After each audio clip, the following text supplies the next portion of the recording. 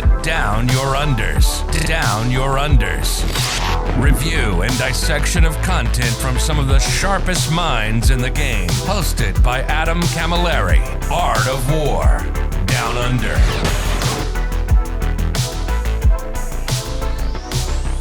Hello, ladies and gentlemen. Welcome to this episode 185 of the Art of War Down Under podcast. 15 episodes away from number 200, so the march commences. We're going to be hitting that somewhere mid-year. But I'm joined by my favourite Scottish lad. So I do apologise to all my other Scottish lads, but this one is my favourite. He's a gentleman I met in, I think we met in 2018 at WTC, ETC in 2018. That sounds right, but honestly, I kind of blur together because I'm pretty sure I've spoken to a bunch of the shows. I'm like, we've met before, and I'm like, I don't remember. So yeah. It blurs. It happens. His name's Innes Wilson. You just heard his voice. That's him, that guy, that one. He's here to join me to do a State of the Superfaction episode for Space Marines, which is pretty poignant at the moment. I'm going to be doing a bunch of these episodes post-dataslate, just giving you guys not so much. I don't have the time, and it will take us too long to do a retrospective on each faction. I post-dataslate into this new meta, etc., etc. So what we do is we look back at each superfaction as a whole and give each faction therein or each subfaction therein 5, 10, 15 minutes, depending on what they warrant, how many changes they have, and give you guys kind of the medical, the holistic medical on your super faction or on your faction therein. Let you guys stay up to date with what the top players in the world in your super faction think are the movers and shakers inside that super faction, and also lets me just slap together some good old lovely content with a wide spectrum a lot of people will enjoy.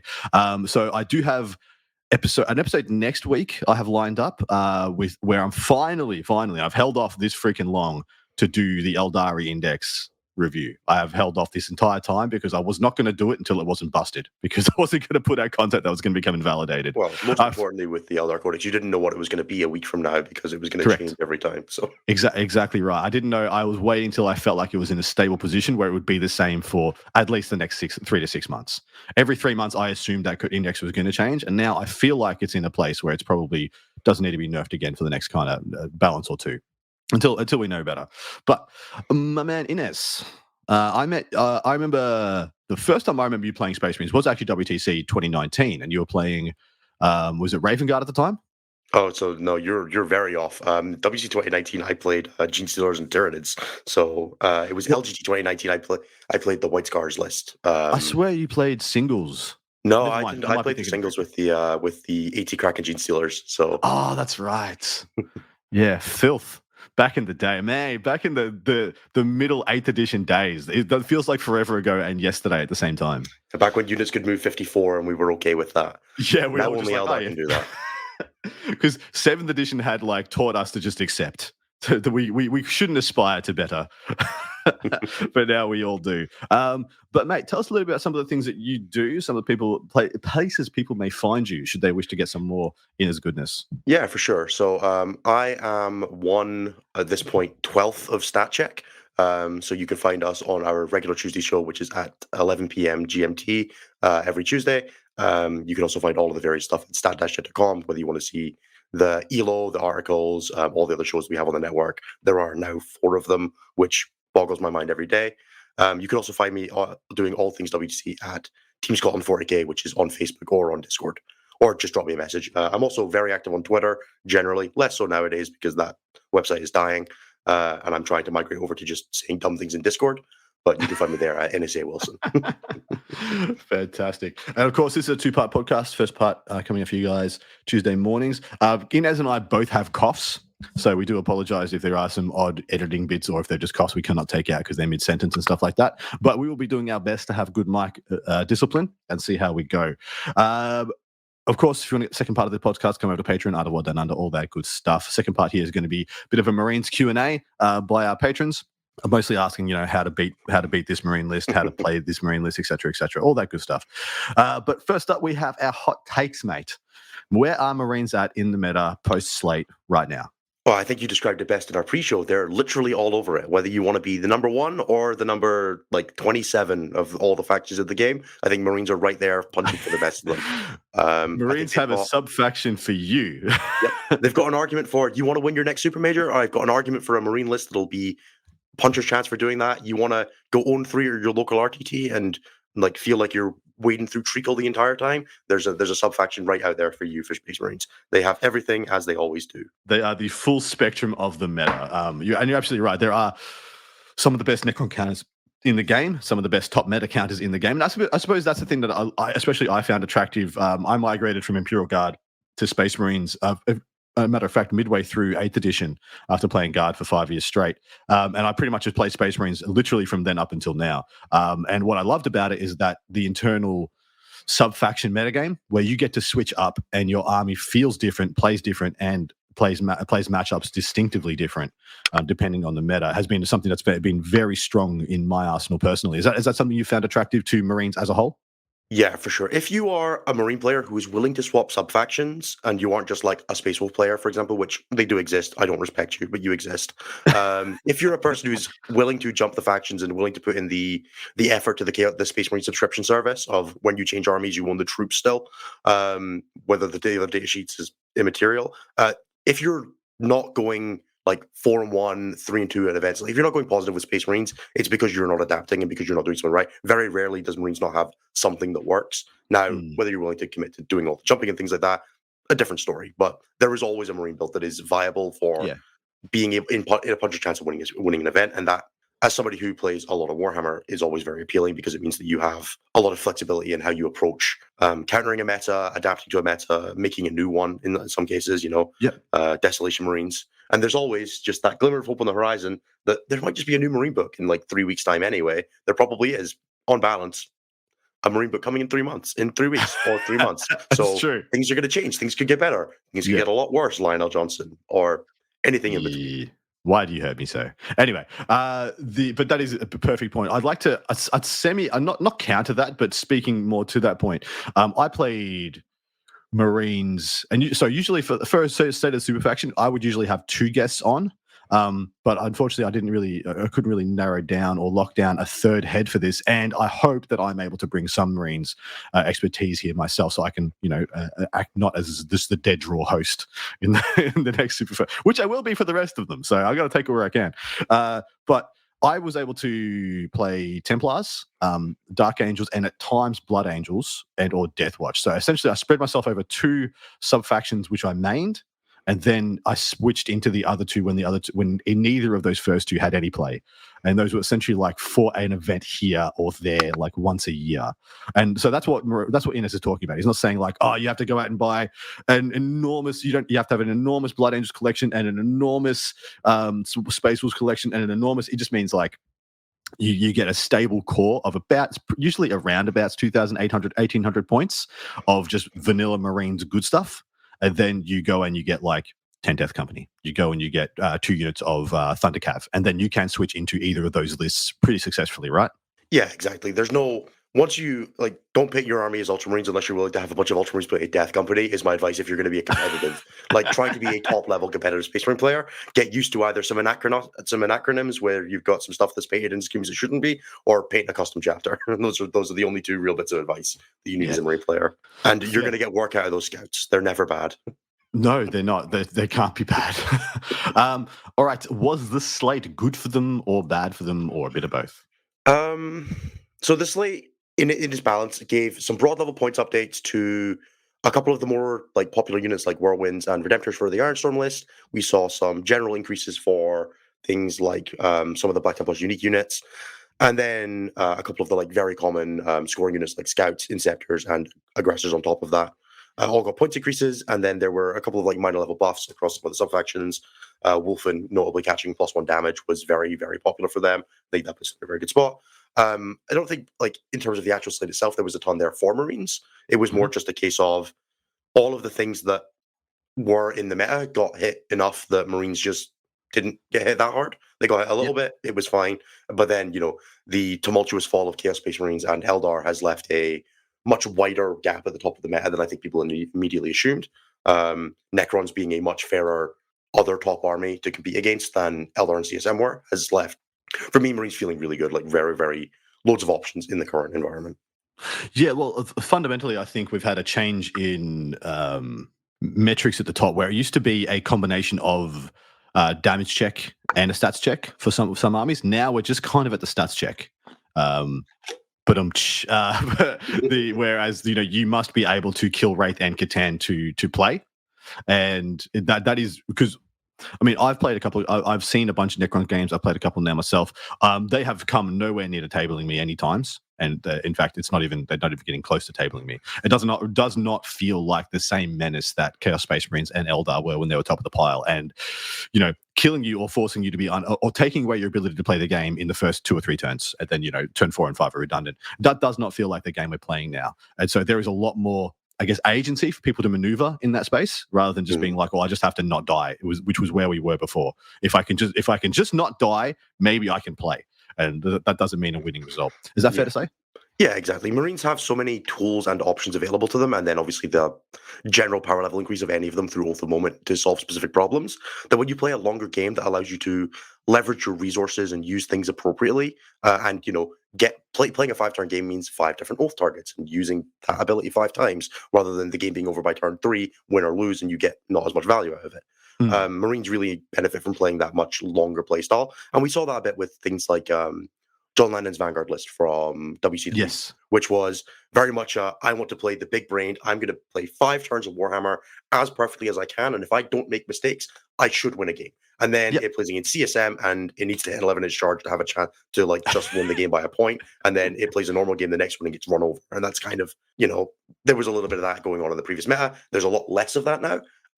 Where you kind of needed to get a bit Hail Mary, and then Marines that are such a good army at leveraging their resources over the long game really benefit from that, which again pushes them towards, when you play the best versions of Marines, the top of the meta game. So as far as I can tell, I think overall, if I had to step back from the slate and see who overall went up and who overall went down, I think Marines went very slightly up, if I had to say. Yeah, because I would say, I would agree. They went very slightly up. I would have had them at 4th or 5th relative to the meta game beforehand, and I have them at 1 or 2 now, I think. But that's mostly because the previous 1 and 2 came down a bunch, and they maybe edged over Necrons because they match up better in the meta game, or something in that region. Yeah, I 100% agree with that. I think I have them as 2nd or 3rd in the meta at the moment overall. I still have Necrons as the number 1 supreme, but I think that is, I think Necrons is a tail is a dragon we can chase and catch, if that makes sense. The things they're bringing to the table are stable known quantities. The fact, if a Catan moved 12, it would not be anywhere near as the fact that they move 6. You're like, okay, I have some time. I can work into this meta and I can do some things. But nobody can stop a Necron player that can hit 9-inch charges from Hypercrypt Reserve, and other than that, Necrons are pretty fair. I played Necrons on the weekend, literally the weekend just gone, and I forced my opponent into having a dead zone cordon between us, and so he bombed over the Nightbringer and got the 9, and then I killed it, and then he bombed over the Void Dragon and got a 9, and I was like, come on, man. Come on, man. Of course, the Void Dragon killed 2 baby knights as well, the cheeky bugger. Look, if you can hit the slightly worse than a 50-50 every time, you're the best Warhammer player in the world, and that's all that matters on the day. If you can make rolling 9 look easy, you just good at Warhammer. It is. Go and find some 8th edition Orc players who are used to rolling deep strike charges with the jump, and you'll know what it's like to play at Necrons in 2024. That's right. In saying that, I'm just going to say it. I think rolling a 9-inch charge is just statistically more likely than a 7 or an 8. In my world, that is a fundamental truth. I see way more 9s than 7-inch charges. I've played too much Gene Snurkle Melee to believe in the 7 or 8-inch charges. So no. Yeah, 8s and 9. 9 is guaranteed when your opponent's doing it, and 0% when you're doing it. That's just how this works, right? All right. So we talk about the core of the Space Marine super factions, and I think one of my biggest issues with where Space Marines are at is that I believe they, more than almost any other faction right now, because we still got a lot of codexes to come out, are determined by detachment. You pick your detachment, and then it feels like so much of your army self-populates, and I feel like it becomes kind of formulaic a little bit, especially when you are, especially when we were only playing the Gladius, in the index thing. It was okay, these are the units that I have to take. Does it feel like we're getting a bit further away from that as the meta develops, or are we going further into it? I think with the general increase to Inceptors and Scouts, it's gone a little better in terms of the stratification between detachments, where an Ironstorm list feels pretty different to a Gladius list, feels pretty different to not Firestorm, because Gladius and Firestorm are the same detachment, pretending to be different. I think the issue with that is mostly because Marines have such a diverse depth of units, where you have lots of things that are kind of the same but marginally, changed. That when you have like a detachment spread like Marines do, those marginal differences very much encourage you in one direction. Where you'll have, if you're playing a fast unit, we'll double down on that with Firestorm. If you're playing a unit that wants to, play a much more multi-mixed role, well, Gladius is right there. And if you're playing like the shootiest version of the unit, why wouldn't you play an Ironstone, right? You're not going to play the more mixed range version because you're just doubling down on what you're good on. And Marines having the depth of units to do that, the depth of, chapter diversity and all that kind of thing, that it just encourages you to cherry pick the one that fits best into your list, rather than being forced to kind of make the most of whatever other dishes you have, which is where something like Tyranids came out of, where Tyranid lists all look very homogenous because the units that are good are the units that are good. Whereas Marines has so many things that a unit that might only be 90% as good is boosted by the detachment rules to the point where it's better for running than the on paper slightly better option. And I think that's cool. It's a good way to reward you to play a bunch of different things. Even if it does make every detachment feel a little, these are the things you should play unless you want to give up downside. But Marines as a whole feels very diverse. So what? So post-dataslate, what internal adjustments do you believe need to be made? I mean, so some things that were essentially auto takes across a spectrum of different detachments all went up, and so that being Inceptors, Scouts, Aggressors, and Whirlwinds, probably the case in point that would be taken in a multitude of different ones. The Redemptor only really is a case point that I've seen in the Ironstorm. So what adjustments need to be made, do you believe? Or what are the good alternative picks to the things that went up if people want options? Yeah, that's fair. I think they hit all of the stuff that really needed to be hit. I probably would have taken Inceptors up more. I'm personally very cold on them. The 130-point grenade stratagem annoys me because I refuse to use it for anything other than pure damage, which might be a personal problem, but I understand that unit is very powerful and frustrating to play against. So I personally probably would have hit them more, or honestly just taken away their 3-inch deep strike. It's a stupid rule, stupid mechanic that shouldn't exist in Warhammer in any unit that's good. But that's a entirely separate issue. I think broadly, like Scouts are hit to the point where they're relevant. Like they're a 65-point scoring unit that doesn't do a ton, and like a points increase on them again, putting them up to like 75 wouldn't go amiss. I think they're still fairly ubiquitous. The Whirlwind got hit to the point where running 3 of them is counterproductive. Correct. I think the general suite of Black Templars vehicles didn't go up enough, or honest. Like the 5 points for a multi-melta is excessive. Those should probably be like 15 to 20 points more expensive than their base counterpoint. I could also see the argument for the land radar, the Redeemer specifically. That is terrain. It's definitely terrain dependent, but very powerful. If you can play on the formats, something like that on GW terrain versus UKTC terrain versus WC terrain, very stratified. But when it's good, it's really good. And then I think some of the like unique characters, Calgar, Azrael, a couple of the ones like that, maybe could have opted a small increase just to make them less completely everywhere. Yep. So what should people look to now that they're taking, less Inceptors, possibly maybe one less unit of Scouts? I personally am not. I'm taking the 2+. I'm always going to be taking. But what can people look to otherwise? If people didn't, now they've got big old holes in their codexes. I'm actually taking a lot less Aggressors as well. I think Aggressors for me now reside solely in the Firestorm and the Gladius for me, and I'm probably not going to take them in much else. Yeah, that's fair.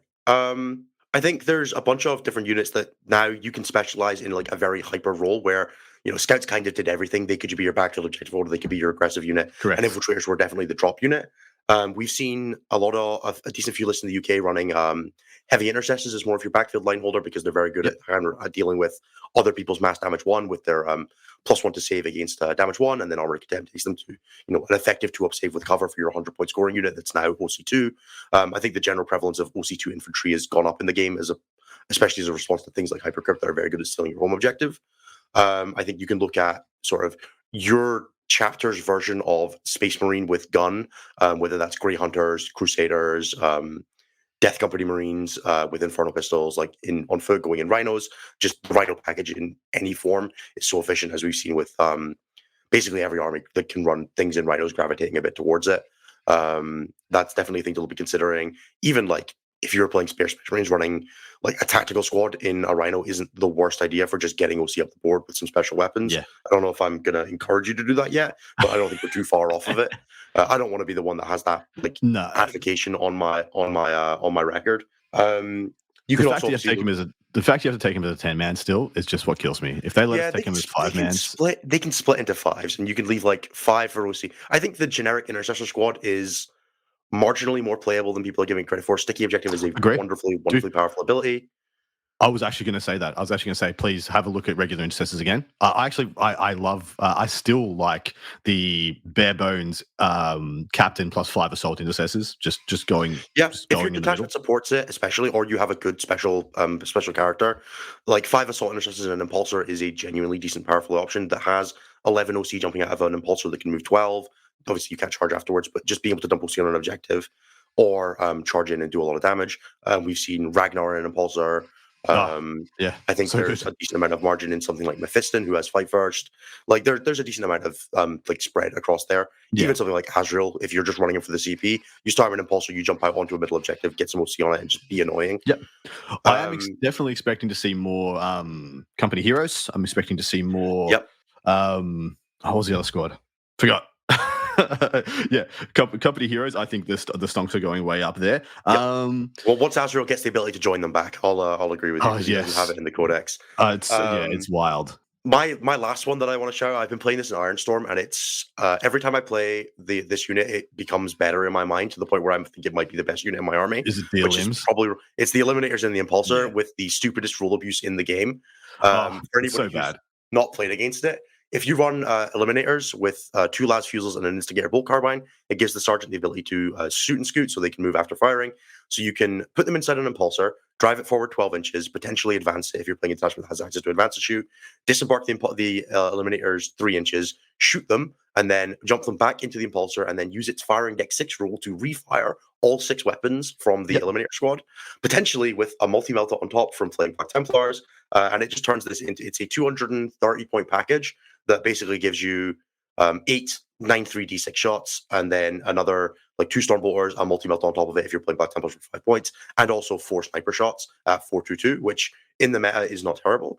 And then even if the Impulsor dies, you still have the guys there. If they can't then deal with them, they get to stand still and get heavy and devastating wounds, which adds up, getting like some damage on a Catan with that. When they like pop the one activation, you get at the back, you're still on the objective, all that kind of thing. And then in the late game, it transitions into one of the best scoring output units in the game, because again, you can move the Impulsor, advance it because of the Impulsor's rule that allows you to disembark after advancing, and then disembark 3, and then shoot, and then move 6 and flip objectives, score capture on the outpost, or it just turns into like go and grab your signals and then jump into it later if you're not using it early. Or it becomes effective indirect because you can just not get the Impulsor out and just sit behind a wall, jump out, get on top of, if you're playing on like UKTC Ruins or some boards that have it, you can get out on the top floor of a building, get plunging to the bottom of the Impulsor and get out line of sight. That's a lovely one for being on UKTC because it has the lovely 9-inch ruins. WTC, if you can get onto an internal ruin, you can do the same thing, one that's facing outwards. GW, sorry, you don't get to do cool plunging fire things. I think it's great. It's at its best in Ironstorm because of the volume of rerolls, but in Firestorm and in Gladius, it has a very high amount of merit because you can obviously use it on your Devastator Doctrine turn. You get up to strength 10 in Firestorm.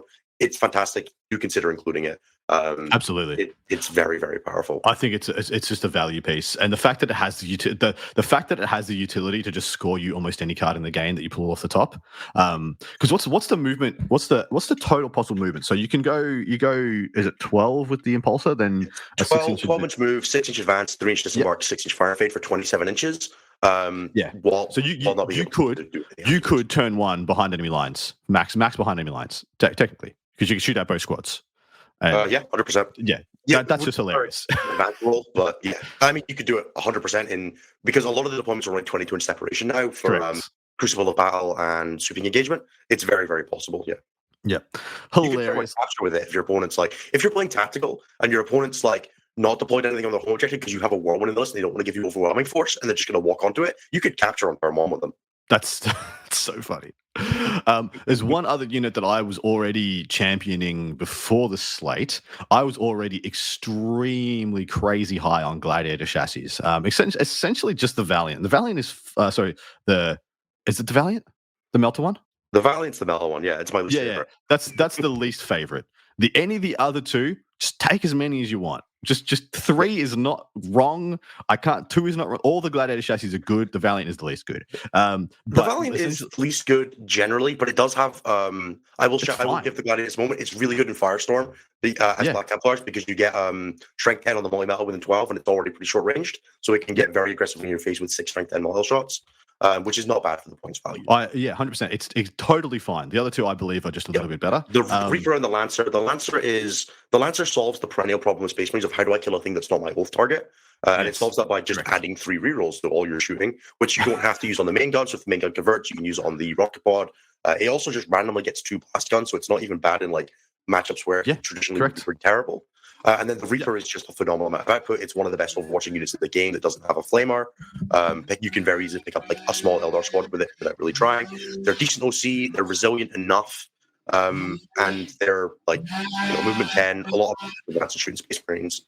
And then Black Templars obviously turbocharges them by stapling a multi-melt. Yeah, multi-melter on top of it. Don't think about the fact that you can play Black Templars Ironstone with 6 Gladiator Reapers. Good luck to all Space Marine Tyranid Swarm players out there if anybody ever does that at an event. Legit, I was testing. So before a couple of the lads came over for LVO this year, I was testing a bunch of Ironstorms into them, and every time I played it, I was just like, I just want to play 6 Gladiators, just 6 Glads. I want to play them as Templars, and then I also want to try them with a single Dark Shroud and just see if that's hilarious. Because I just played them. I'm like, these are just value machines. They're just value machines for the points, and they're all good all the time. Anyway, we're going to move on. The last one shout I want to make, because every army that has access to this data sheet should be considering, is the Predator Destructor. Yes. Just cheap and efficient, 130 points for a silly amount of firepower, 2 las cannons, 4 or 6 all cannon shots, 100 kilo missile, a storm bolter, and then instead of the 100 kilo missile, if you're playing a Chaos Faction, you'll get Havoc Launcher, plus 1 AP against infantry, good enough to put you on your vulnerable state against monsters otherwise, or just have the strength to push through. Just does good work. We're seeing them in Chaos lists with Abaddon. We're seeing them in Death Guard with the AP stacking that AOWdu, and Space Marines adore them. They're just good, efficient. They'll use your oath. They'll not use your oath. They'll be happy about it, and they're 130 points. You cannot complain. Don't touch them earlier. It's just worse. But the Destructor, big fan. Totally agree. Okay, now the crazy thing we're going to be doing. We're going to relatively quick. We'll talk about the ones that we're talking about for more time. If you can hear some chainsaws in the back, I have arborists coming, and unfortunately, I don't have any other time to record this. It's very, very on theme as we start to talk about just run more chainswords, an actual plan for Space Marines now. So. It is. Jumping straight in, we're going to go through every single sub-faction, and we're just going to talk to it, where they're at right now, what they've got going for them, what they can execute in this meta. First up, Deathwatch, mate. Now, Deathwatch came out of the gates in Index Hammer as one of the strongest contenders, and at times had the best Desolators, at times had the best non-Desolator Marines, which was had various little bits and pieces of kill teams and previous kill teams and stuff that were doing quite well. And now they have had one single significant nerf to their specific units, that being that their strats don't work on non-bolt gun weapons, and that has essentially put them on the shelf. Where do you see them now, mate? What have they got going for them? I think Deathwatch have a minor amount of appeal with being one of the few factions outside of Vanguard that can still do cool things with Devastator Centurions.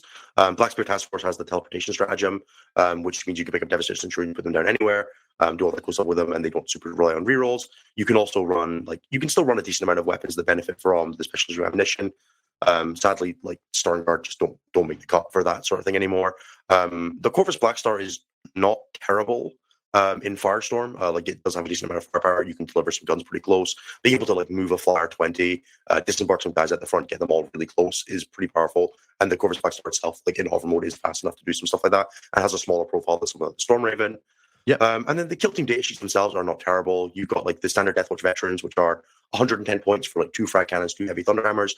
Not terrible in a Rhino, 2 squads of them, and a Rhino is just under 300 points. It's 20 OC in a Rhino with 4 heavy weapons, 4 melee weapons, a sergeant with a special weapon and a shield, and it can do some decent damage. You can give them missile launchers if you don't want the frag cannons anymore. You want them to be more static.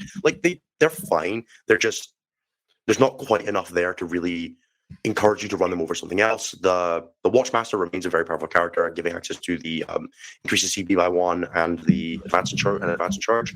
Yep. But the points cost on things like Proteus kill teams is just excessive now. Like it feels almost punitive, I would say, getting like a core mechanic nerfed, losing all the moment wound rerolls. That just it feels like it's slightly too much. They do retain my favorite gimmick combo RPT list in the game though, which is the 3 Vect list where you bring a Calidus Assassin in Vanguard with Shadow War Veteran for a second access and then a Deathwatch captain for source of 3 Vect for when you really, really, really don't want your opponent to use Profane Zeal anymore. Just deleted from the game. Totally agree. I do think there is surprisingly, I agree with you. I think we talked about a little bit in the green room.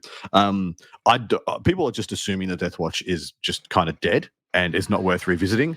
I semi-disagree. I think there is still some very unique things that they can do, and they are very far from the worst Space Marine subfaction right now, because there are some real stinkers.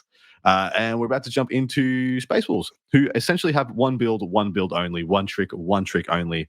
They are a one-trick puppy. That being, I think they've gained a second trick. That's the only thing I can say. Really? I think there's a second trick now. Runner rush? So obviously the one that everybody has seen is the Stormlance list, where you play like 12 to 18 Thunderwolf Cavalry. You have one of them with the turn 1 appear from reserve.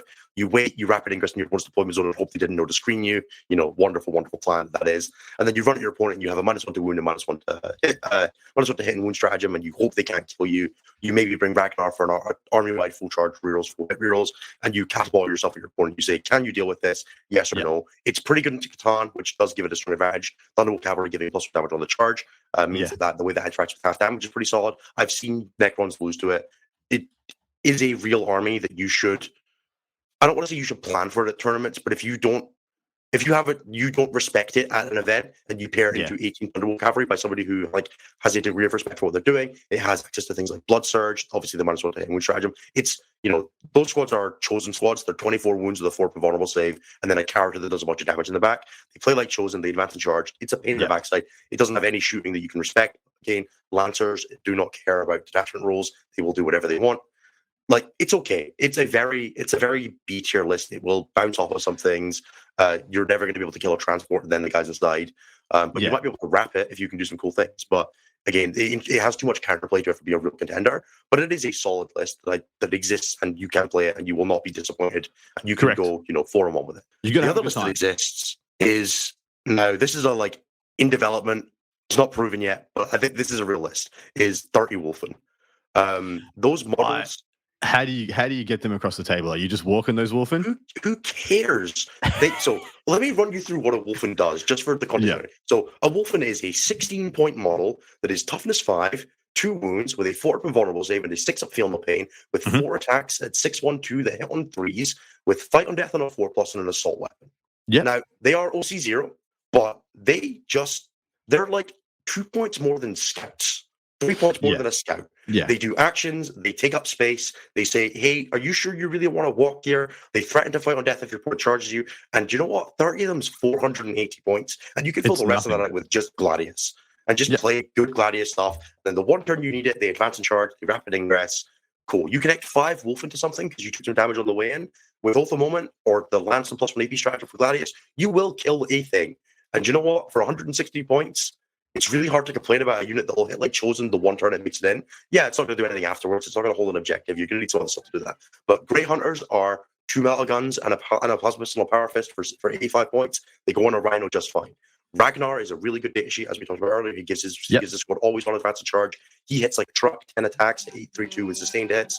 Full rerolls to wound to get units on objective from Assault Intercession Squad in an Impulsor. Stick it in a midfield ruin. Watch your opponent give you a massive berth as you take up board space. Gladiator Lancers, Predators, Whirlwinds, Gladiator Reapers, whatever you want to fill out the backfield. Inceptors, Scouts, Score. It's a list. It's not. Is it the best list in the game? No, I think it's Necro matchup is terrible. Flip it over to Stormlands, put a Thunderwolf squad in for some threat into that. Maybe you get there. But is it the best list in the game? No. But that's a real list that you can play. You can probably run 15 Wolf. But 15 to 30 Wolfen, it's a real list. That's a real data sheet now. They are so cheap for damage to weaponry. It might be the most efficient access to 50, for 20 6-1-2 attacks that hit on 3s, 80 points is absurd. Just frontline. That's stupid. So I look at I looked at Wolfen when they got the revamp, the extra damage. I looked at them, and then I had already by this point I'd had a look at the new Dark Angels Codex, and I looked at the Inner Circle companions, and I'm like, they got the same everything, but this is a unit of 3 to 5 guys, and that's a unit of 5 to 10 guys, and I am paying double the points. It's just so ridiculous. It makes me sick. They hit the definitely nice melee. Wolfen are yeah. Well, these guys, the Inner Circle companions are 612 as well.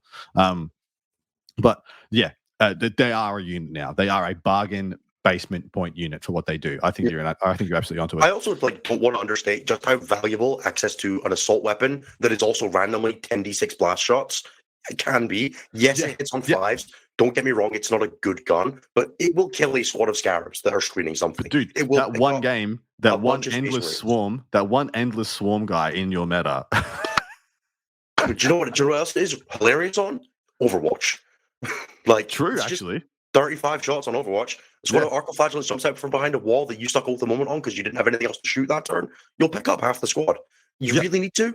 Oath the Moment, Storm of Fire. Get it, put it in Devastator Doctrine, get it AP, get it +1 AP ignore cover. With Oath the Moment, you're gonna get 18-ish hits at 4-1-1. That's not bad. For in a pinch thing that comes on your squad that you don't care has this. It's just a thing that's there, right?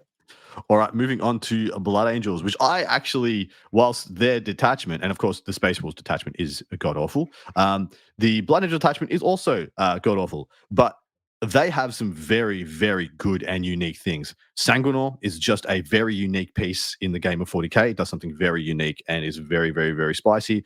Death Company are good.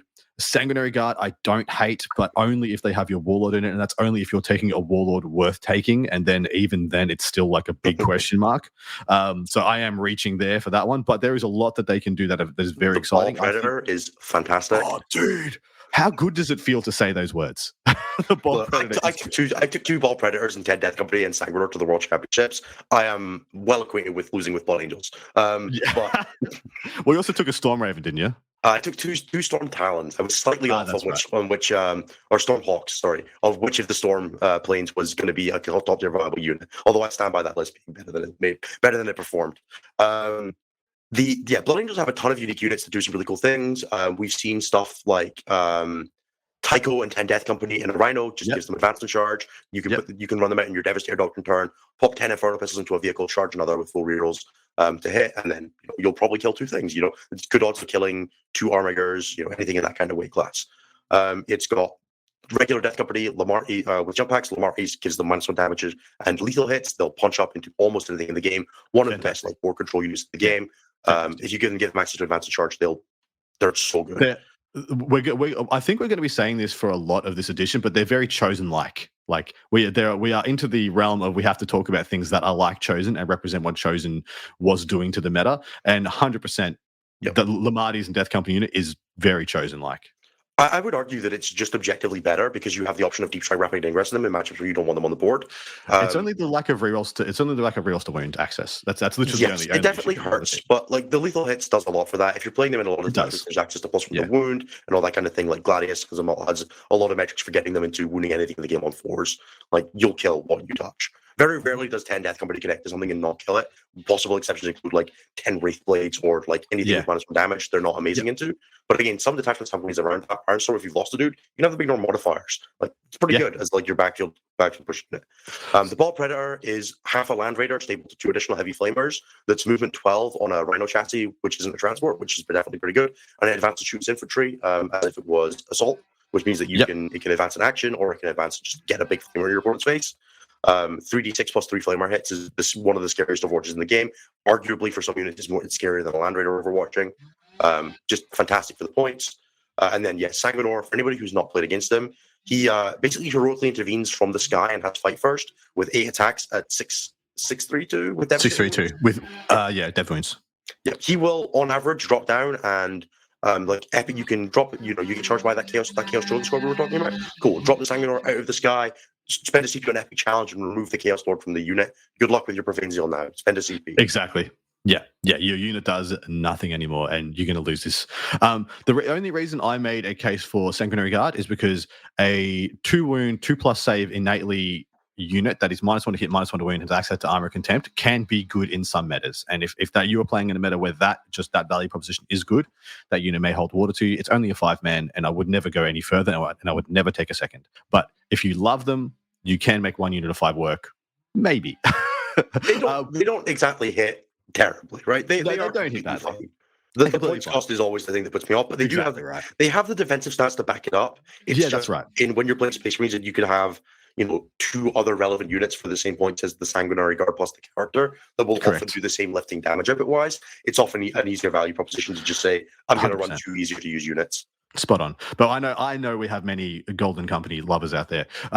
Last, Libby Dread is just an X Factor unit that essentially, does anybody else? Yeah, so rare in the game of 40k to have the jump ability right now that the Libby Dread is just worth considering as an X Factor unit. There is and I ran this past Inez on the way in.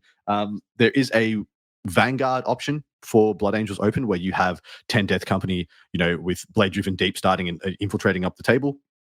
Of course, that isn't a Lamani's unit, so it's nowhere near as good, but it's as a pressure piece, it's still very strong. And then you have your 6 Centurions with the Libby Dread. And so they get bombed over, and then for 1 CP at the end of your opponent's turn, they go into reserve. They walk on, it's from strategic reserve in your movement phase into within 12 of the Libby Dread again and go straight back over on a 2+.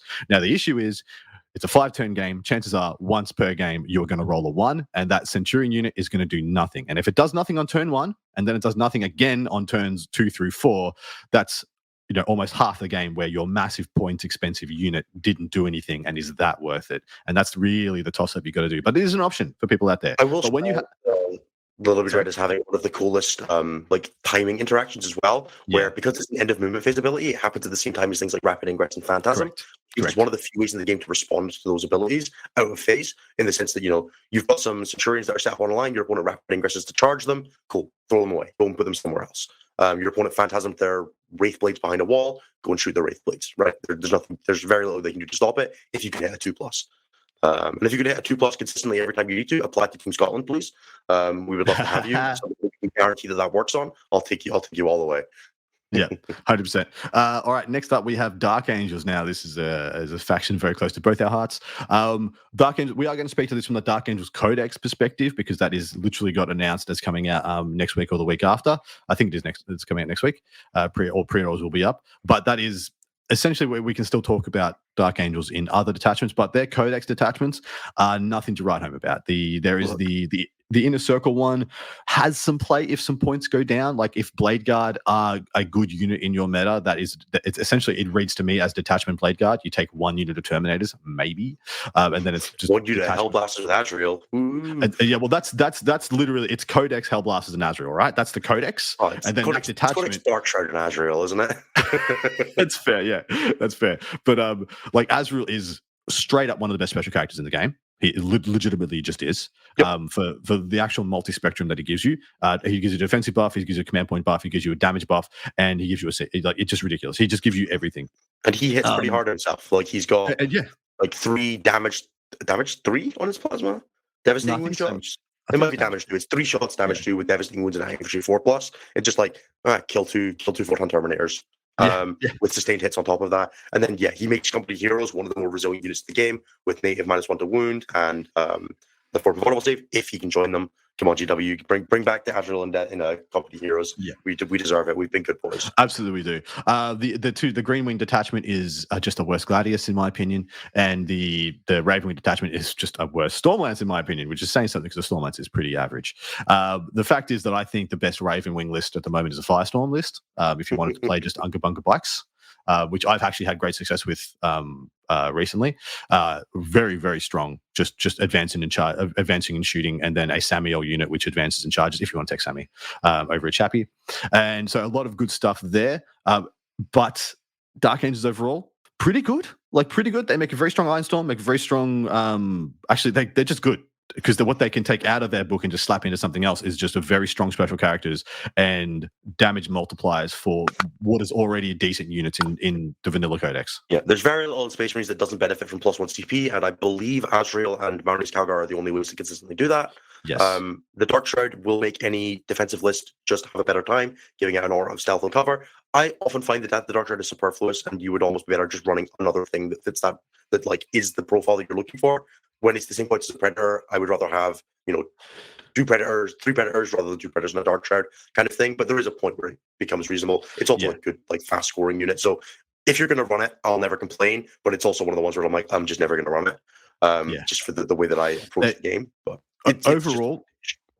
overall, the Dark Angel specific units, essentially, apart from the Black Knights, all took nerfs.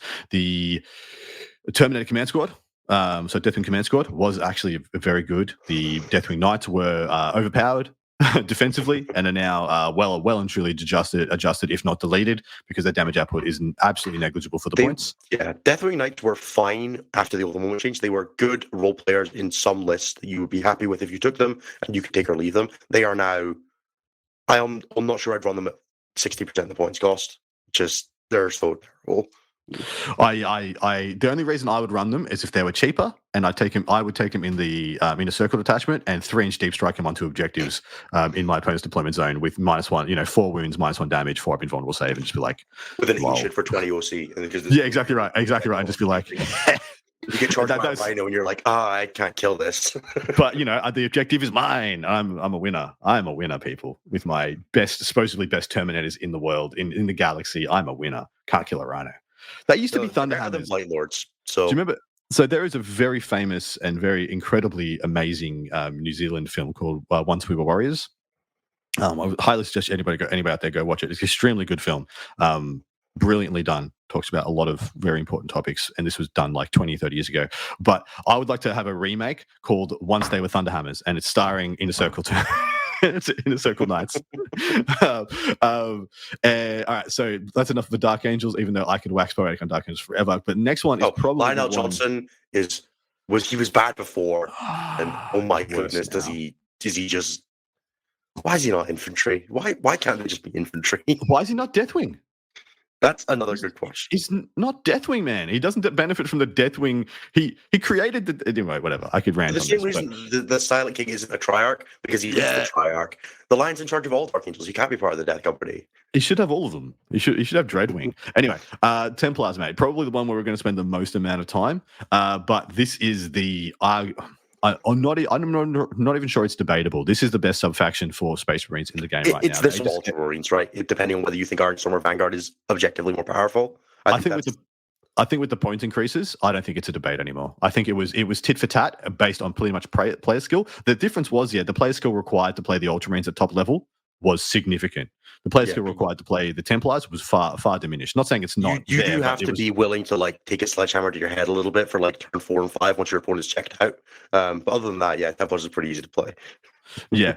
So give us your take on Templars. Where are they at? Okay. What makes them so good? So Templars are fairly unique in Space Marines. There's sort of 3 versions of them, and all of them do something very unique using a different set of the Templars units with a little bit of crossover. You've got the Righteous Crusaders builds, which are very focused around things like Romaldus, Helbrecht, Judicar, and then Feel No Pain buffs. So you can have like 2 squads of the 5 of Feel No Pain of 20 Primaris Crusaders. One of them will have Helbrecht for massive output damage from Oath of Moment and lethal hits with critical 5s and sustained hits. And then you'll have like dealer's choice of scoring units, whether that's Crusaders and Rhinos, heavy intercessors to make most of the detachment 6 of Feel No Pain. Kind of whatever you're looking for, there's something in there. It's very funny having a squad of 20 Crusaders that will on average kill 2 armigers with chain swords. So busted. That detachment's super cool. We've got some players playing that in the UK. It's definitely the most like burdensome to play in that it's like 120 Space Marine bodies. It's very like timeout prone. You can you have to do a lot of work for your Warhammer with that kind of by Templars list. Very, very powerful, very binary. You don't run a ton of shooting, but it does its job and it does it well. Mm-hmm. You've then got the sort of Gladius builds, which were more pioneered by Jack Harpster at WCW, which is some combination of Sword Brethren and melee output, which is you're looking at Helbrecht, captains with whatever work you're looking for, Judicars, and then you combine that with some form of marine shooting. Traditionally, that's been like the Land Raider Redeemer with Aggressors combination, because Gladius does turbocharge that with fire discipline. You might see things like Gladiator Lancers and Predator Destructors again, in the sense that they are very efficient in the current metagame. That detachment is great because the +1 damage from Sword Brethren works really well with like going into Catan and anything like that kind of profile. Tons of damage, very fast. Struggles a little bit from timing issues when you're playing like Devastator Doctrine focused units that want like advance and shoot and get buffs from that, and also melee units that want advance and charge but are also in transports, because you can't use the adaptive stratagem on units in transports to change their doctrine. So you can find a little bit of difficulty with that. You might need to be a little more preemptive and plan your turns a little bit. That list kind of falls into the middle ground of it's got a bit of everything. It's got a lot of combat focus. It's got some really good shooting if you want it, and it can solve kind of anything across the spectrum. Much more toolboxy. And then the last end of the spectrum is Index Multi-Melta, which is my personal preference for Black Templars, which is you can pay like 5 points to staple a multi-melta to any Space Marine vehicle that's from the Primaris range. And that's really good when you have a detachment like Ironstorm that says, what if you had a bunch of free rerolls and stratagems that benefit the more, like you get very severe like compound inflation on like a Marine vehicle getting buffed. If you have a vehicle that you want to put possible to hit on, giving it more guns is great. If you then can also fire the growth target and use a stratagem on it and blah, blah, blah, blah, X amount of infinities down the line, suddenly you have a unit that like one-shots a Catan. Whether that, it's pretty good. It's so wild when I played I played Lancers initially in Dark Angels, and then I played Lancers in Ironstorm as Templars. And I'm like, okay, so essentially a Gladiator Lancer's top gun has Oath of Moment. It has four reels to hit, 4 reels to ring, reels to damage. As soon as you put another significant gun on it, and that gun has Ironstorm rerolls, that thing didn't just go up by the percentage of just putting a multi-melter on. It went up by like essentially 2 multi-melters worth of value that you're getting from it, because you have reels to hit reel, a reel to hit, reel to wound. You don't need Oath of Moment at all. Still, it's such a value like upgrade on so many things, and it makes so many vehicles that were single modal now dual modal. Like a Reaper now actually threatens anti-tank, or heavy anti-infantry has something on it now that has decent AP rather than something to use the Ironstorm reroll on. Frankly, correct, because it wasn't doing anything with it otherwise. Correct. Reroll one of your hit rolls on your Icarus rock. You're gonna reroll roll your Icarus rocket pod and feel really smart. Whoop-de-doo. No, I'd rather have a multi-melta. Then the biggest, sorry, please. No, go. I was just saying the other half of that is Ironstorm traditionally, especially things like the Redemptor builds, really struggle from trapped in my deployment zone, but you're dead syndrome. Which is like, it's turn 4, your opponent's tabled, and you've scored 7 primary. And like, that doesn't actually win games of Warhammer, as cool as it is to sit there and table your opponent on turn 3. If they've scored 40 primary by the time you get to doing that, you might not as well not show on the board at all. And Crusaders are regular firstborn Space Marine Primaris Crusaders are, for some reason, 75 points. This went up 10. This unit was cheaper. They are 2 OC tactical Marines that have native advance and charge rerolls, so they're very efficient for getting in places. You want to steal an objective, anything like that. 2 OC, reroll advances, reroll charges. It's just good at flipping objectives. You fit 2 squads in a Rhino, and then on top of that, they get, let's just quickly check, a multi-melta, a melta-gun, an inferno pistol, and a thunderhammer or power fist, depending on how much you like hitting on force. Correct. The other 2 guys can either have bolt guns or chainswords, so they can have like some decent AP1 attack. I should really swap to having chainswords on mine. The bolt guns never do anything. Never do anything. Having 6 AP1 attacks in that scope would actually help a ton. I should really do that. Anyway, Space Marines in transports, they're really good. When your scoring package is 450 points of 40 OC and 2 Rhinos, that also just happens to all have grenade strap, be able to fire and deck out the top of a Rhino and benefit from all of the Ironstorm vehicle buffs, and also has 16 Melta shots and can just kill a Catan with Oath of Moment for your just baseline garbage troops. Like, very frequently, the play pattern against something like Necrons is jump a Catan with 4 squads of Crusaders, charge the other one with 20 so it can't run away, and then nuke a raid squad with like the rest of your army. It just, the play pattern is insulting because so much of the rest of the army doesn't deal with the moment that you can just sink all the moment into your garbage baseline troops, and they'll just do whatever you need them to do. And you make them good, make them not good. So this is the thing with If you also just sum up Templars for people at home for the value proposition, they have the best Space Marine melee unit in Space Marines, that being Sword Brethren. They are literally the best. There is no only Death Company are comparable, I believe, for the points. Because a Thunder Cav unit is a unit that doesn't go through walls, is vastly more expensive, is on a giant base, and actually doesn't hit that hard. I would give like the top 3 are like Wolfen, Death Company / Death Company with jump packs, and Sword Brethren. Yeah, they have the best battle line unit that Space Marines can take, in my opinion. And I don't think that is an opinion, actually. I think Crusaders are just the best battle line unit in Space Marines. Possibly in the game. I think Plague Marines would hang. Plague Marines would be a contender.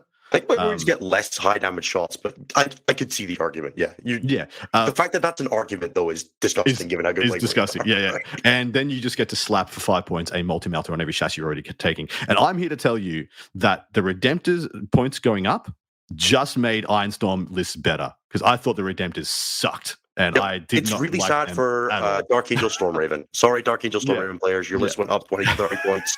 It's still really good there. You're going to run it anyway because a Dreadnought and a Transport is just cool. Hilarious. Other than that, though, convincing the fact that it took a point increase to get people to stop running the already bad Redemptor Dreadnought is hilarious.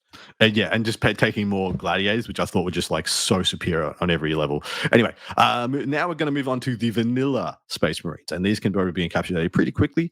Salamanders, where are they at, Matt? I mean, they do still have the best Firestorm. I think that's also arguable. Blood Angels do it better, I think, because they have so many Meltas. But there were some cool things in Salamanders. Vulcan Hestan is a really, really good data sheet if he had anything to really support. Giving wound rerolls to like Flamer and Melta is great, except Eradicators already have rerolls against anything that they care about shooting, which is monsters and vehicles, and Aggressors are already twin linked. So the best thing you can really do with it is Infernus Marines, which are probably still just slightly too expensive. Like a 10-point drop on them per 5 would probably get them to the point where that's a thing that's worth starting to consider. Ajax Agatone suffers strongly from leader problems where like he joins Blade Guard, but Salamanders don't have any cool unique units. Like no reason. Really the cool unique units. So like if Ajax could join Sword Brethren, yeah, man, we'd be talking. But he just kind of doesn't quite get there. And then outside that, you've got, I don't even think Brayath Ashmantle exists anymore. That's a sad one. That would be cool. Poor one for Brayath. He was the lad. So you're basically taking it purely for the sake of Ajax for Vulcan rerolls, and there's just not enough stuff that really benefits from Vulcan reroll. Yeah, I agree. I see Infernus Marines as a little better than you do, but I still think they are just not it. I still think if you're going to take them, that's exactly what you're doing. But I still don't value it that highly. Ultramarines. Infernus Marines could go in Rhinos. I would love them. Dude, yes, Rhino being locked to why? Yeah. Freaking Impulsors. Why do you have the worst transport capacity in every since you have come out? You, Impulsor, have had the worst number of transport capacity possible at all times. It's just always the worst number. Now it needs to be 7 or 10. 6 is wrong. If it was 10, people would complain that it wasn't 11. So, whatever. True. All right, Ultramarines. A little bit talk about here about Ultramarines because arguably I believe previously that if you had 2 players of absolute expert level skill, the Vanguard was better than the Ironstorm. That was my previous argument. If you had 2 absolute superstar level players, anything less than that, and I thought the Ironstorm was better than the Vanguard. But I thought the absolute top level, the top ceiling of the game for Space Marines was the Ultramarines Vanguard. What do you think? I'll agree with you purely on the basis that Black Templars Ironstorm had a really rough matchup into specifically Eldar, and Vanguard had a better one that was much more playable. Yeah. For that specific matchup, I think the mirror match there, like Black Templars versus Vanguard, was like, who knows? Space Marines rolling Space Marine shots at each other. Correct. It's going to get messy. But yeah, the specifics of like the meta game definitely made Vanguard a stronger list. It was also much more challenging to play, and definitely you kind of needed to be like a Lenin level player to play it consistently for like a super major level event. Anybody could get away with it for like 5 rounds to the degree of like it's a lot of mental effort, but you could work that hard. If you're going to try and play it for like 8 to 12 rounds, like Lennon did at WCW, like you got to be John Lennon. Like that's his style, his list that he designed, and he took that the distance, and it still got stat checked by Chaos Space Marines. So there's always limitations to that level of 100%. Where are they at now? Does that detachment still hold weight? I've seen the Ultramarines Vanguard. Essentially, it lost 3 Inceptors. He just lost 3 Inceptors from the list, and everything's pretty much exactly the same. That list cuts things that aren't Inceptors, is my general understanding. Like the way you build that list is you're like, oh man, my Inceptors went up 300. No, not that much. 100 points. Cool. I guess I'm cutting that second squad of scouts and my Calibus. You cut the stuff that isn't Inceptors. Inceptors are so bananas in that detachment. Being able to come down 12 away, be fairly resilient to the shoot back unless your opponent walks towards you, being able to punish them if they walk towards you by like dragging them into line of sight, being able to go back into reserve with 3-inch strike them again, all the stuff that does, Inceptors love. Being able to drop onto an objective with Inceptors, slam the sticky button at the end of your opponent's command phase, and then they die, and you're like, oh man, I still have the objective. Fantastic. The detachment does so much. And then obviously Devastator Centurions are, again, they solve the oath problem for themselves. They do not need oath of moment to kill a target because they naturally hit on 2s, they reroll 1s. If you're on an objective, you can just hit on 3s and not have to worry about the rerolls. They have a blast weapon, they have a strong high damage. They're just good into every target. They are very vulnerable to getting tagged. the more Elder MSU is in the metagame, the more vulnerable that unit becomes to just like having a Super Hawks Fire Fader on every turn, which can be problematic. It is an answerable unit, which means that you have to play it very carefully, which just drives that. It's a self-perpetuating cycle of that unit's hard to play, so only people who are really good at it play it. So you only see what happens when really good players play Vanguard because everybody else just keeps losing with it. Blade-driven Deep is a fantastic enhancement. Uriel giving Deep Strike is great. The Company Hero Squad is still terrible in Ultramarines. I get you have to run it, but oh my god, it sucks. Just put them in an inertia squad now. Dude, but am I wild? I'm going to say something wild. I would like to see Ultramarine players go to the Gladius again. Still virtually the same. Well, Centurions so Centurions withstanding, but you could take the vast majority of that list and put it in the Gladius. I think I would like to see what the aggressor Calgar apothecary unit looks like in the Gladius now, because I think that's it's a little awkward in the sense that it doesn't start as it doesn't start infiltrated, so it often has getting there. So this is wild, yeah. But I've played about 10 games with the Ultramarines Vanguard, and I think I was less than 6 inches outside my deployment zone in 8 of those games with that. But you got to remember that that's a full turn of movement for an aggressor squad. It is. It's not insignificant, but we're not talking like we're going to be starting this thing. You're also 9 inches. Yeah. There's also a degree there of 6 inches outside your deployment zone, but how far from the nearest like livable ruin, right? That's the actual metric. Well, that's if you're 12 inches from the ruin that you could have sat in, right? Yeah. Like, you might be 6 inches out your deployment zone, but it might be on a really awkward angle or in a position that's outside your deployment zone, but the ruin is 12 inches behind you that you were never getting to. It allows you to take a position on the board that you couldn't otherwise. That helps at the time. The unit is terrible damage output and shooting. It just doesn't. It just tickles. It's quite funny. But it's melee. That's what I mean. If you put that in the Gladius, and now that apothecary now has the Dev Doctrine and all that stuff, that is a terrifying unit, a terrifying dasher, multi-udal, advance and shoot, advance and charge unit that shoots Catan dead. It goes buck wild from there. That's all. That's what I was getting at. It's a Wraith and Catan like problem solver all of a sudden, whereas it could just go fisticuffs sometimes in the Vanguard. Gladius remains by far and away the best designed detachment of the edition. So much so that it makes the Marine Codex worse by it existing because it absorbs so much of the why don't I do this thing in another detachment? Yeah, but I could do it in Gladius and also run a bunch of other stuff that benefits from all the other rules I have. Well, we got to smash through this because our last thing we're going to be doing on this episode, guys, is ranking the top 7 Marine detachments. And we were going to do 3, and then we're like, that's just so easy. We're going to do 5. That's remember them. Some of them are just not in my brain. But you keep talking while I do that. But anyway, we have Iron Hands, White Scars, Raven Guard, and Imperial Fists are our last 4 sub-factions, and we can sum these up fairly quickly. Raven Guard, I think, has some play. I think there is a decent... I think Corax is... Sorry, not Corax. What's his name? Shrike. Shrike is legit. Shrike is legit good. I wish he had a better unit to join. I wish he had a Flying Blade Guard unit to join with jump. Vanguard sections really needed the same treatment the Wolfen got to put their weapon up to 612, and then that would be a genuine reroll threat. Shrike gives the squad loan op. He gives the squad the ability to go back into reserve. I kind of wish he gave his squad advance and charge as well. That feels like it would be dramatic. And then it would kind of work because they kind of struggle from he struggles from yes, you get him in, but he's damage 2, his friends are damage 1. They don't really do anything when they go in. But he's good at annoyingly, he's really good at holding an objective. You're on 5 Vanguard veterans with Infernal Pistols and him, and just put him on an objective and that's yours until somebody comes and takes it off him. And it's not easy to take off him. It's going to win a skirmish against most small things. Which is what you're looking for, that kind of thing. It's just that's a 200-point package. Are you going to justify running that? And then Raven Guard don't have any other rules, so obviously that's And then I think the strongest attack I can have for the rest of them is the Lysander's really cool at rapid ingressing, but I'm not playing Ultramarines for an ingressing Terminator. No, if so, Imperial Fist, but yes. Yeah, by himself with a token vulnerable save once per game. Yep, that's cool. And I don't know what Khan does. He doesn't do anything, man, and he's not on a bike. And even if he was on a bike, the White Scars do. Yeah, I want to see all these mass and assault. That sounds right. That sounds like it's right. I will tell you in one moment, mate. I actually looked at him the other day, and I thought he was okay, but there was just no reason to. What are we doing here? Get him in some Blade Guard veterans, the worst Space Marine melee unit. Yes. So Cosaro. I'm pretty sure it's Lancet Assault, but I might be off on that one. And then very quickly, Iron Hands Actual. Theros is kind of cool, but not better than a generic Tech Marine because the enhancements are the reason you're running Tech Marines usually. And that kind of, he removes his own point of existence because generic Tech Marine with enhancement is almost always better than him. Yes, agreed. It's a bit of a shame. Although, actually, nah, stuff him. He knows what he did. He does. He had his day. It was literally like the best single character in the game for half an edition. He also gets the +1 CP when he kills things. Yeah, that's what Khan does. That's right. Yeah. So why is he strength 5? What's the fascination with Marine characters being strength 5? He's only AP. He's strength 5, AP 2 damage. He doesn't do anything. His dev wounds and precision sure with 6 attacks. Cool. If they don't have a character in the unit and you don't roll a 6, he is essentially a blade guard. It sucks. It sucks. He's not better in combat.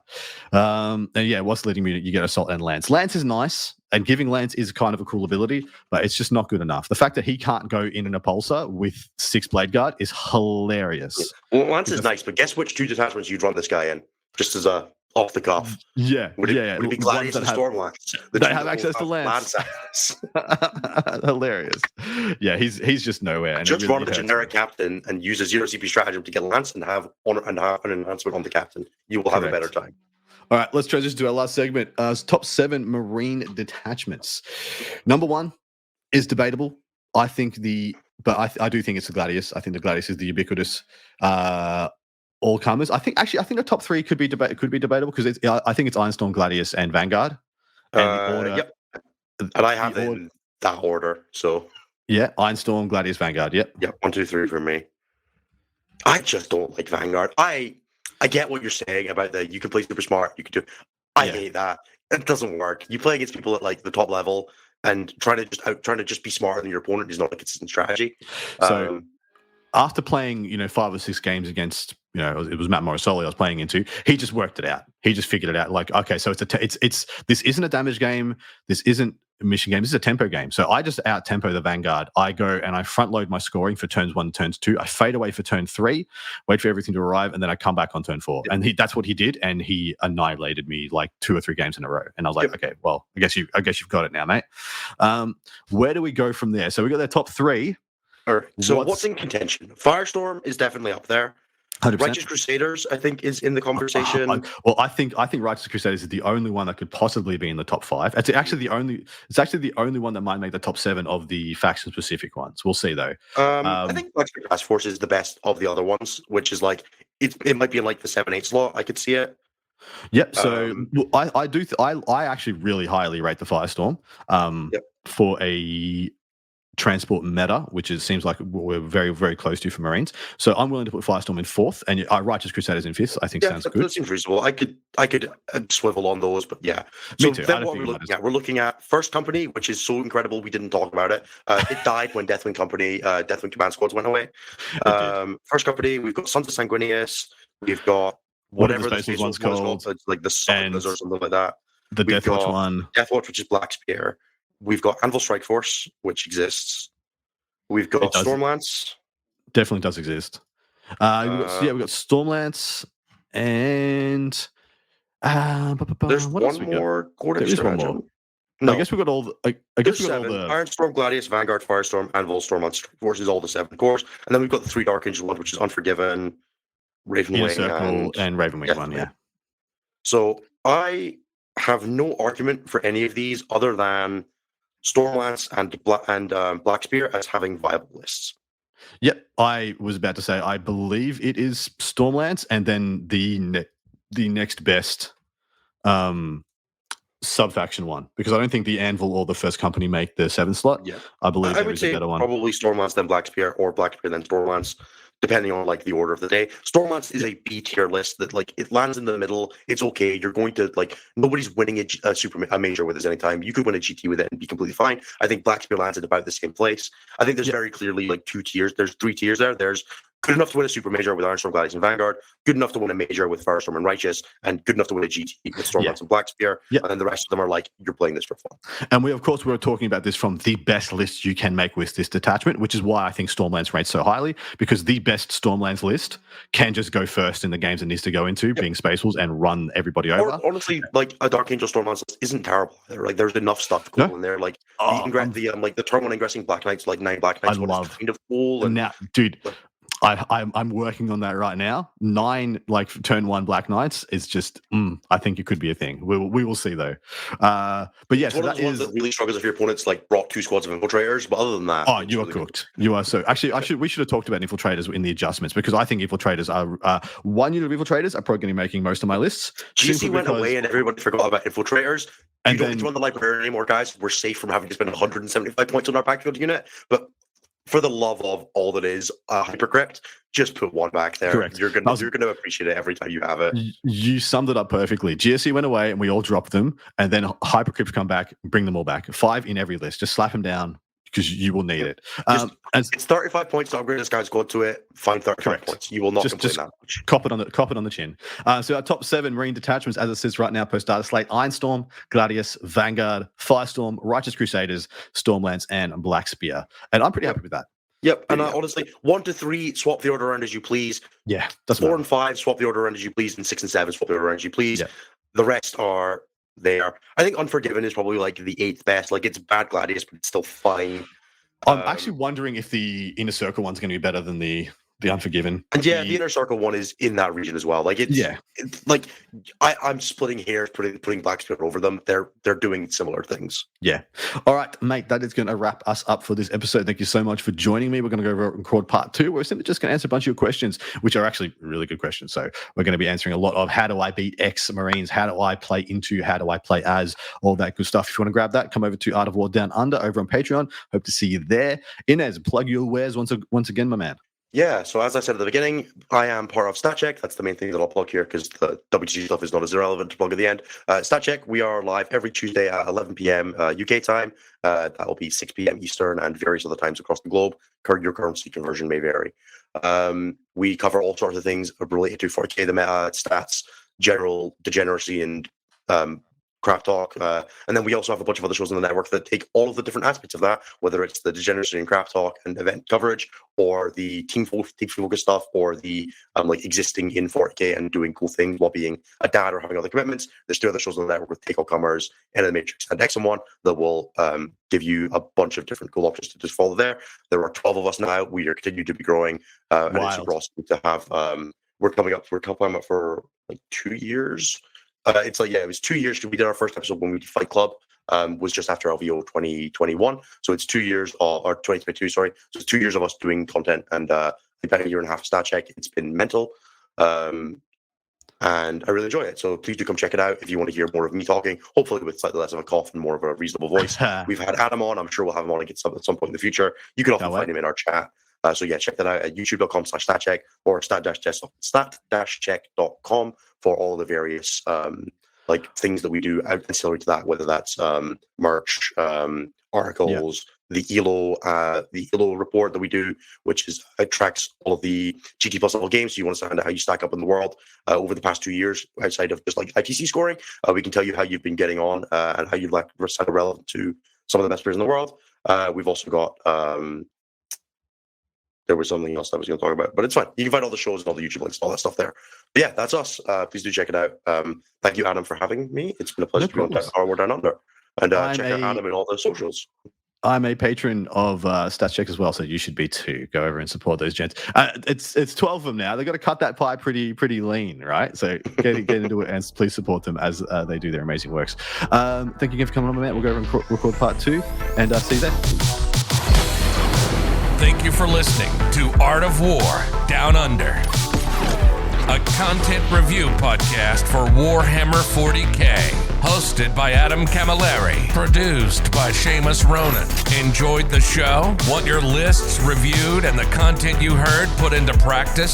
Sign up to our Patreon and connect with us online or on Facebook. Just search for Art of War Down Under. Signing out from tomorrow.